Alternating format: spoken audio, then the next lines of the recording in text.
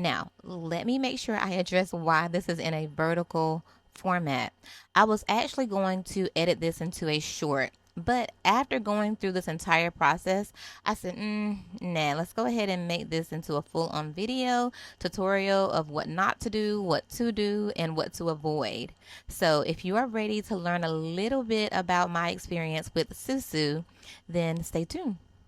Hey guys, and welcome to Realistic Black Reborns with Victoria. If you're new here, we were formerly known as Victoria's Little Peanut Nursery on YouTube. However, I still have a nursery where I sell black reborns under the name Victoria's Little Peanut Nursery, which is why you see my logo in the pictures of the reborn in the beginning. Looky, looky, somebody is all rooted. Well, you know what I mean, like the hair is. Now we gotta do the hairline. But I just wanted to let you know that she is almost there with her cute self. Alrighty, I hope you're having a good Tuesday. That was my last update to Mom, that everything was going to be just fine. Little did I know that this human hair, air quotations, was actually a synthetic blend. After the complete installation, I went into shampoo and condition, and there were so many tangles that I automatically knew that this hair was not 100% human, but was actually a synthetic blend. So I went to TikTok trying to figure out if there was anyone that had encountered a synthetic wig that had tangled, and lo and behold, I found this particular video on TikTok. And I followed the directions to a T. That was 2 cups of fabric softener to about half a pint of water in a shoebox, in a clear shoebox. I clipped Susu's head to that shoebox, and I let the hair sit overnight. I didn't want to take any chances because I really needed this hair to have a really good slip. Slip meaning that it had a very good waxy feel to it, so it would help the hair slip apart as I tried to detangle it. And this is the actual fabric softener that I used. So again, this is the next morning, and this is me pulling the hair out of that solution. And basically, I had to set the hair on a towel and just let it drip. I didn't want the towel dry or anything. I let it just lay on the towel, and then I separated the hair as best as I could into sections with a wide tooth comb. I am doing my best to be very gentle with this detangling process because I know that the hair is very fragile. I don't want it to come out of the vinyl because it is already glued down. I don't shampoo and condition until after the hair has been completely sealed into the vinyl so that it doesn't shed. But you still want to be careful because, of course, it is placed in there by hand and can easily slip out. So I am doing what I can to try and work out whatever tangles I can with the end of this comb. And eventually what I end up doing is taking these sections and holding them down towards the scalp with my left hand.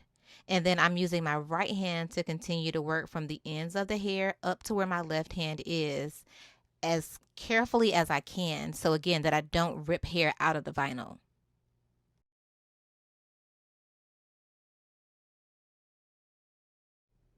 Here she is after I've completely detangled the hair. So to make sure that the hair doesn't smell like a strong odor of fabric softener, I was nervous, but I rinsed her hair with some very hot water because there was somewhere else on TikTok that said using steam would also help to loosen the tangles. So I was really holding on to the fact that hot water would be good for it. But I said, you know what, if all else fails, I'll just do another overnight of soaking her hair in fabric softener. But luckily, the hot water worked as long as I used my hand to manipulate the hair as I worked the water through. Unfortunately, because of the tangles, I did lose some of the hair, but nothing near to make a huge difference in her hair. Thank God. So I decided to give her a haircut, and we were going to do this anyway, but it was just unfortunate because the curls that were already in the wig were beautiful, and I was hoping to keep those, but now I had to get creative and go to my old faithful straw set whenever I want to just add an extra curl to some hair that's a little straighter than I'd like. So what I do is I take these plastic straws and I generally cut them in half, and I use a bobby pin to secure them. So you can watch me here just going through that process. The straw set took me about 2.5, 3 hours. And to make sure that it was dry thoroughly after doing the straw set, I let it sit overnight.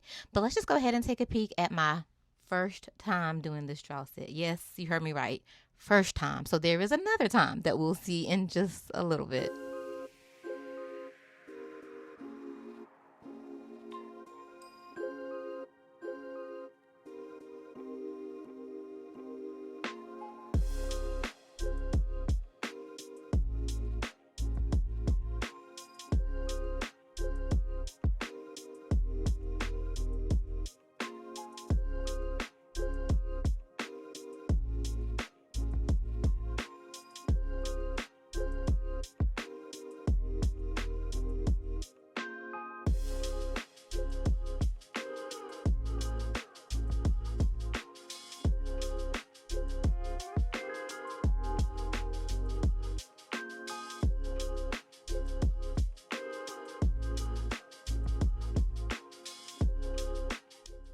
So you saturate the hair, which I use a detangling conditioner as well as some water, and you make sure that it's straight.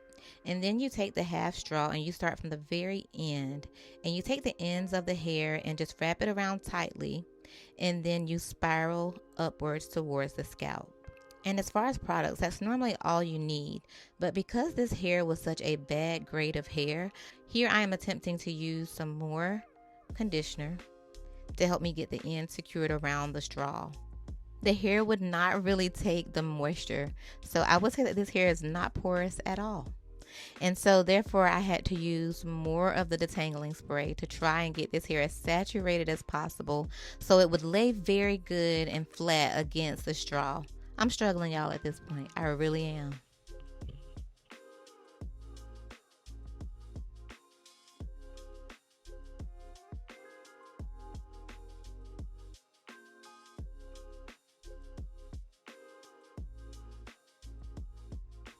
So I am finally able to secure it with a bobby pin. Just taking that pin and putting it in between the straw and the scalp is what I do to secure it.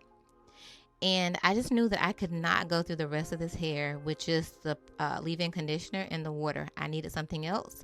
That something else was gel. And gel turned out to be a very horrible decision. Usually I do this on mohair, and that hair is like silk in comparison to what I'm using right here. So I'm really struggling to make this work, and so you will see me pull out this gel, extreme gel that my daughter had in her room, and give it another go. So as you see, I removed the first straw because I said, you know what, I'm going to make sure that every single curl looks the same, like have a shiny effect from the gel once all the straws are taken out. So I went back to the first one and I applied some of that extreme gel on it from the scalp or the root to the ends of the hair, hoping that this would make things work. And I will say, for the most part, because what the gel does is kind of like make the hair sticky and it keeps it more so together, it was a little bit easier to wrap around the straw at this point. And as far as sectioning and parting, I am doing like a rectangular shape, and I am making sure that the hair is about the same width of the straw, so that whenever I get up to the section above this one, that the straws are able to sit on the base without interference from another straw. I hope that makes sense to you guys. It's kind of hard to explain, but I'm going to make sure I let you see here so you can get a better idea of what I mean.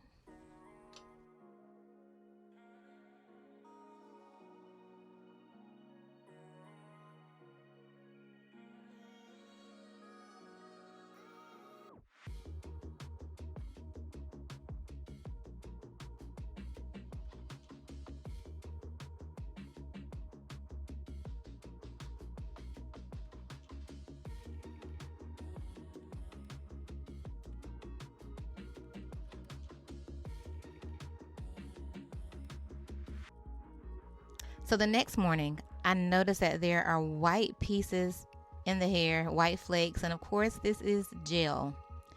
So I am like, not only do I not like the curls and how they look, I don't like the fact that I won't be able to comb this flaky gel out of the hair.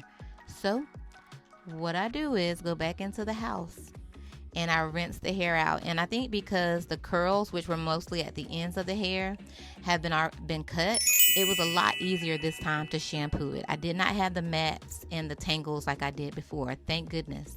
So what I did was go back to the drawing board without any gel or any of that detangling conditioner. What I used was something called Nairobi hair foam, and that really moistened the hair well enough for me to be able to spiral the hair from the very ends all the way to the scalp. I was so desperate and not wanting to do this for a third time that I even tried some perm rods this go around, hoping that maybe it would give me a different curl. But I eventually ended up going back to the straws because I noticed that the combination of the Nairobi and the straws was the perfect match for this texture of hair. So I did the exact same process I did the first time, so I won't bore you with that again.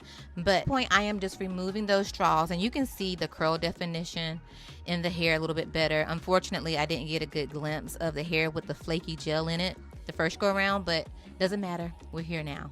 So you can see me removing the straws from the hair, and then I'm going to break these curls up a little bit, and we will finally be at a point to where I am satisfied, mom is satisfied, and she can be done and ready for her pictures.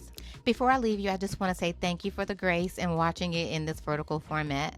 I hope that this video is helpful in some way, and a few takeaways that I would like for you to have from this is be careful where you purchase your hair from. I highly recommend websites like Unice or Unice, UNICE, as a place to find very good human hair.